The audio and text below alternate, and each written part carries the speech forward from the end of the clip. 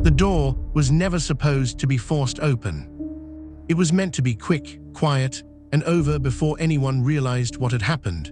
But on one ordinary night in Blackpool, a single reckless decision set off a chain of events that would end in cold-blooded murder, and there was no way back.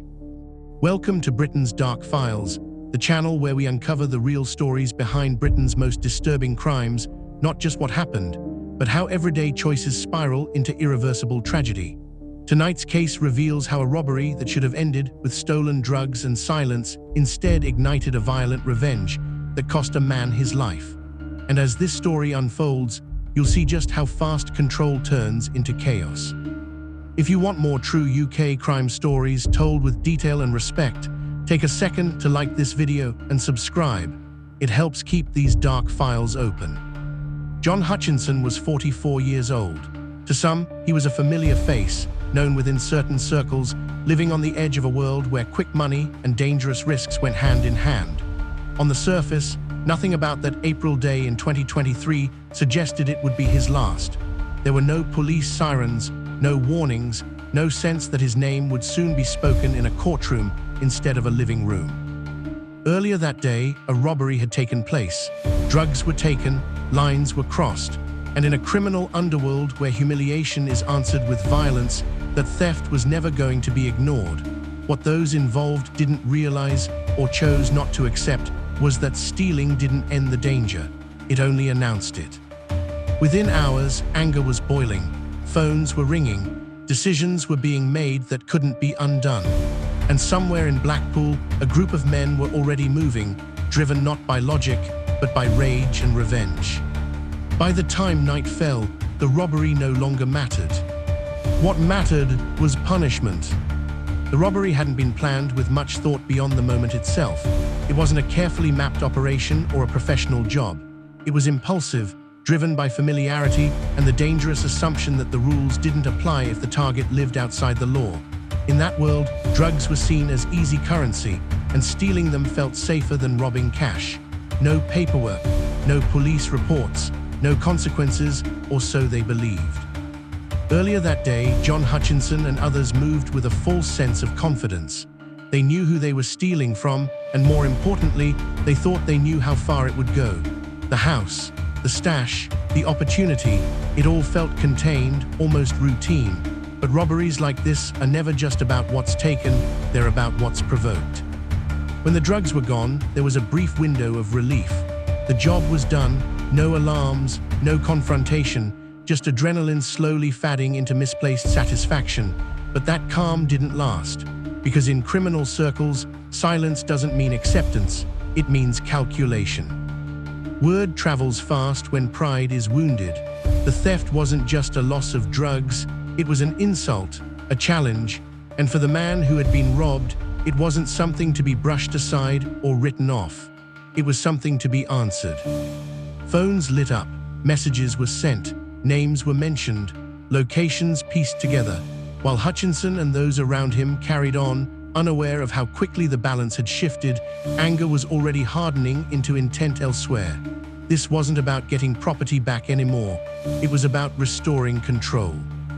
What makes stories like this so disturbing isn't just the violence that follows, it's how ordinary the lead-up feels. No dramatic countdown, no warning signs screaming danger, just a series of small decisions stacked on top of one another, each one narrowing the exit. By the time the weight of the robbery truly sank in, it was already too late. The theft had lit a fuse, and someone, somewhere, was already walking straight toward the explosion. The shift from anger to action happened quietly. There was no dramatic declaration, no long debate about what should be done. The decision was made in fragments, a phone call here, a message there, until it hardened into a single purpose. This wasn't about discussion anymore, it was about retaliation. The men who set out that evening didn't see themselves as criminals crossing a line. In their minds, the line had already been crossed earlier that day. They believed they were restoring order, reclaiming respect that had been taken from them. Weapons were gathered not for show, but for certainty. A hammer, a metal bar, objects chosen not by chance, but by intent. The journey to Blackpool was tense and focused. No music, no jokes, just the quiet hum of movement and the shared understanding of what was coming. Each mile closed the distance between rage and reality. By the time they arrived, there was no turning back without losing face, and in that world, losing face was worse than prison. John Hutchinson didn't see them coming. He was inside a friend's home, unaware that the robbery had already caught up with him. The house felt ordinary, almost safe. But safety in that moment was an illusion. When the door was forced open, everything changed in seconds. Shouts filled the room. Panic replaced confusion. The violence was immediate and overwhelming, carried out with speed and force. There was no negotiation, no warning shot across the bow. This was punishment delivered at close range. If you're finding this story gripping so far, take a moment to share it. Cases like this show how quickly crime spirals beyond control and why these stories matter. Blows landed, chaos took over, and in the midst of that frenzy, something irreversible happened.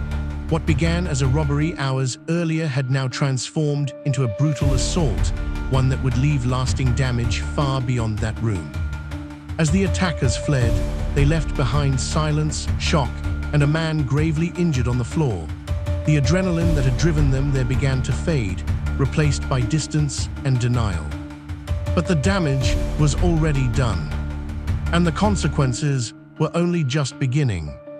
The silence after the attack was heavy and disorienting. The men who had forced their way inside were gone, leaving behind a room frozen in shock. John Hutchinson lay injured, struggling to breathe, his body already failing him in ways no one in that moment fully understood. The violence had been brief, but its effects were devastating. Emergency services were called.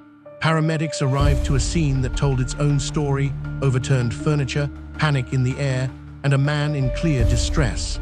Hutchinson was conscious at first, in pain but alive. To those around him, it may have seemed like he had survived the worst of it, but some injuries don't announce themselves immediately, they wait. He was taken to Blackpool Victoria Hospital. Hours passed, and then, without warning, his condition deteriorated. A cardiac arrest followed. Despite medical intervention, John Hutchinson was pronounced dead later that evening. The cause would soon be confirmed: catastrophic internal injuries consistent with a violent assault. What had begun as retaliation had now become homicide. While his life ended in a hospital ward, the investigation began moving at speed. Detectives quickly linked the attack to the earlier robbery. Phone records were pulled. CCTV was reviewed. Movements were mapped minute by minute. The idea that this had been a random act of violence fell apart almost immediately. Messages told a story of anger and coordination. Travel routes placed suspects in the area at the right time. Witness accounts filled in the gaps between the theft and the fatal beating. What emerged was not chaos, but a clear sequence of decisions, each one pushing the outcome closer to death. Arrests followed. One by one, the men involved were taken into custody. Some denied responsibility, others stayed silent, but the evidence didn't waver. This wasn't an accident. It was the result of a deliberate choice to answer theft with violence. By the time the case reached court, the question was no longer what happened.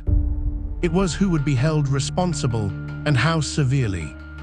As the trial unfolded at Preston Crown Court, the roles of each man became impossible to deny. The jury heard how Clarke and David Bond led the attack, armed, relentless, and fully aware of the violence they were unleashing. Their actions that night went far beyond intimidation. The court ruled they intended serious harm, and that intention cost a man his life. Both were convicted of murder and sentenced to life imprisonment, with minimum terms measured in decades. Alongside them stood Daniel Cunningham, the man whose drugs had been stolen hours earlier. It was his anger that set the chain of events in motion. Though he did not deliver the fatal blows, the court found he played a central role in organizing the retaliation that led directly to John Hutchinson's death. He was convicted of manslaughter and handed a lengthy prison sentence. The fourth man, Darren McCabe, was also convicted of manslaughter. The court heard how he helped track Hutchinson down and took part in the confrontation, knowing full well the violence that was likely to follow. His involvement made him equally responsible for the outcome, even if he did not strike the final blow. Together, their names became permanently tied to one moment of unchecked rage, a robbery answered with brutality and a life lost for nothing.